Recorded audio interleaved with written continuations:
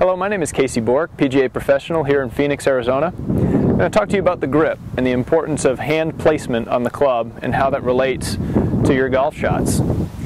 Let's start with the top hand placement, and I'm going to talk in terms of a right-handed player, so that would be our left hand.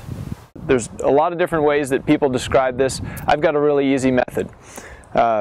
Generally speaking, as you look at the club, if I rotate my hand too far this way, which is the tendency for a lot of beginner players, if I rotate where this thumb is either on the top of the shaft or just over onto the left side of the shaft, that's called a weak grip or an open-faced grip. That will generally lead to an open club face at impact, leading to pushes or slices.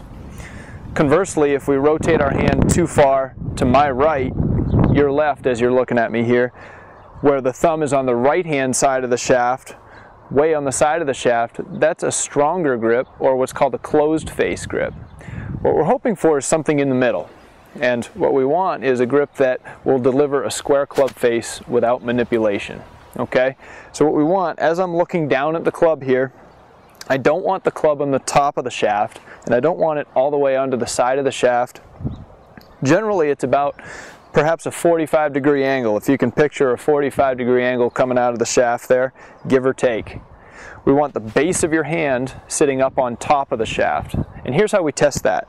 All my fingers off the club, I ought to be able to leverage it out with just one finger, my forefinger. So I can essentially swing the club with just one finger. What that does is afford me the right to grip the club a little softer. I've got leverage. I don't need to strangle the club in order to control it. As we put our lower hand on the shaft, what we want is the lifeline of my right hand to cover the thumb. Okay? The palm of my right hand faces the target. It's not facing the sky. It's not facing the ground. The palm of my right hand comes on, covers the thumb, faces the target. I can of course overlap, interlock, or 10-finger, whatever your preference there is just fine. There are great players using all three of those grips. So to summarize, one finger test. We want the thumb down the right center of the shaft as I'm looking down at it. The right hand comes on, covers the thumb, interlock, overlap, or 10-finger grip. And we want to hold the club on a scale of 1 to 10. We want to hold the club on perhaps a 3 on a scale of 1 to 10 in terms of how tightly we hold the club. If 10 is as tight as we can possibly hold it and 0 is barely holding it at all, we want it a 3. We want to maintain that soft grip pressure throughout the motion to allow the club to swing freely.